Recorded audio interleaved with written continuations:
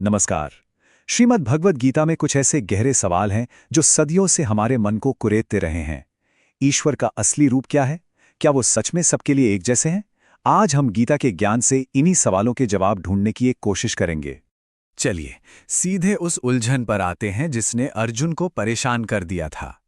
अर्जुन ने कृष्ण से पूछा, आप कहते हैं कि आपका कोई प्रिय या अप्रिय नहीं है, आप किसी के साथ भेदभाव नहीं करते, तो फिर इस दुनिया में इतनी ऊंच नीच क्यों है? ये एक ऐसा सवाल है जो आज भी हम सबके मन में उठता है ना? अर्जुन की उलझन और भी गहरी हो जाती है। वो अपने चारों तरफ देखते हैं। कोई अमीर है तो कोई गरीब, किसी के पास बहुत ताकत है तो कोई बिल्कुल कमजोर है। तो वो कृष्ण से पूछते हैं कि जब आप सबके लिए एक समान हैं तो फिर सबको एक जैसा क्यों नहीं रखते? ये सब देखकर तो ये मानना बहुत मुश्किल लगता है कि आप किसी का पक्ष नहीं लेते। अब अर्जुन के इन सवालों को सुनकर भगवान कृष्ण मुस्कुराते हैं। वो कहते हैं कि मैं तो सिर्फ सच बताता हूं और मेरा जवाब किसी को अच्छा लगे या ना लगे इससे बदलता नहीं है।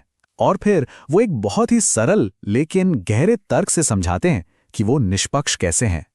कृष्ण एक बड़ा ही सुंदर उदाहरण देते हैं। जरा सोचिए, कड़ाके की ठंड की रात है और कुछ लोग आग जलाकर बैठे हैं। अब जो लोग आग के पास बैठे हैं उन्हें गर्मी मिल रही है, आराम मिल रहा है, और जो दूर बैठे हैं उन्हें ठंड लग रही है। तो इसमें आग की क्या गलती है? कुछ नहीं। आग तो बस अपना काम कर रही है।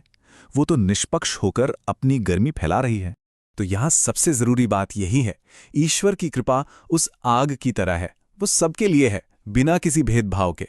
लेकिन उसका फायदा किसे कितना मिलेगा, ये तो उस इंसान के अपने प्रयास पर, उसकी अपनी भक्ति पर निर्भर करता है। जो जितनी श्रद्धा से, जितने प्रेम से ईश्वर के पास आता है, उसे उनकी कृपा की गर्मी उतनी ही ज्यादा महसूस होती है। मतलब फर्क लोगों के प्रयासों में है, ईश्वर में नहीं। ठीक है, ये तो समझ आ गया कि ईश्वर निष्पक्ष है। पर अगला सवाल ये उठता है कि हम उस दिव्य सच्चाई को देखें कैसे, उसे महसूस कैसे करें? इसके लिए एक खास तरह की नज़र चाहिए। चलिए आगे बढ़ते हैं और समझते हैं कि ये दिव्य दृष्टि आखिर है क्या। यहां से एक बहुत ही स्वाभाविक सा सवाल मन में आता है। अगर सारे वेद, पुराण और ज्ञानी लोग कहते हैं कि भगवान हर जगह है, हर कण कण में है, तो फिर सब लोग उन्हें देख क्यों नहीं पाते? वो हमें इन आंखों से क्यों नहीं दिखाई देते? इसका जवाब बहुत गहरा है। भगवान कृष्ण समझाते हैं कि देखो, परमात्मा कोई चीज नहीं है जिसे इन आंखों से देखा जा सके। वो तो एक दिए की लौ की तरह है जो खुद रोशन है और सबको रोशन करते हैं। उन्हें देखने के लिए ये बाहरी आंखें नहीं, बल्कि अंदर की ज्ञान दृष्टि चाहिए, यानी ज्ञान की आंख। तो सवाल है कि ये ज्ञान की आंख मिलेगी कैसे? इसका रास्ता एकदम सीधा और साफ है। पहला कदम है भगवान की सच्ची उपासना। जब उपासना सच्ची होती है तो दूसरा कदम यानी भगवान की कृपा अपने आप मिलती है, और इसी कृपा से साधक को वो ज्ञान दृष्टि हासिल होती है जिससे वो परमात्मा के असली स्वरूप को महसूस कर पाता है। अब हम उस रास्ते पर आते हैं जिसे भगवान कृष्ण ने अपनी कृपा पाने का सबसे सीधा और सबसे प्यारा रास्ता बताया है, और वो रास्ता है अनन्य भक्ति का। ये अनन्य भक्ति है क्या? देखिए, अनन्य शब्द का मतलब ही है न अन्य, यानी कोई दूसरा नहीं। ये भक्ति की वो सबसे ऊंची अवस्था है जहां भक्त के लिए भगवान के सिवा कुछ और बचता ही नहीं है। उसकी सोच, उसके काम, उसकी नजर, सब कुछ सिर्फ और सिर्फ परमात्मा पर टिक जाता है। तो ऐसे भक्त के लक्षण क्या होते हैं? वो हर समय, हर चीज में सिर्फ परमात्मा को ही देखता है। वो जो भी काम करता है उसे पूजा समझकर भगवान को अर्पण कर देता है।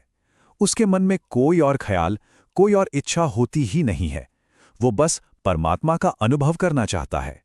यही अनन्य भक्ति की असली पहचान है। और यहीं पर एक बहुत ही जबरदस्त बात सामने आती है। कृष्ण साफ कहते हैं कि जो लोग इस रास्ते पे हैं, जिन्होंने अपने शरीर का मोह छोड़ दिया है, उनके लिए जाति, लिंग या समाज में उनका क्या दर्जा है, ये सब चीजें कोई मायने नहीं रखती। भक्ति इन सारी दुनियावी दीवारों से बहुत ऊपर है। और अंत में भगवान कृष्ण का ये एक वाक्य पूरी बात का सार बता देता है। वो कहते हैं, चाहे कोई मेरे साकार रूप को पूजे या निराकार रूप को, मुझे सब स्वीकार है। पर असल में मुझे क्या चाहिए? मैं केवल अनन्य भक्ति चाहता हूं। उनके लिए इससे बढ़कर और कुछ नहीं है। तो अर्जुन की शंका का जो अंतिम समाधान है वो यही है, ईश्वर पक्षपाती नहीं है। उनकी कृपा सबके लिए बराबर है। उन्हें महसूस करने के लिए ज्ञान की दृष्टि चाहिए, और वो दृष्टि पाने का सबसे सीधा, सबसे सरल रास्ता है अनन्य भक्ति। एक ऐसी भक्ति जहां भक्त और भगवान के बीच कोई दूसरा नहीं होता। गीता का ये ज्ञान हमें बहुत कुछ सोचने पर मजबूर करता है। तो अंत में बस एक सवाल जिस पर हम सब विचार कर सकते हैं। इस पूरी चर्चा के बाद किसी भी इंसान के लिए भक्ति का असली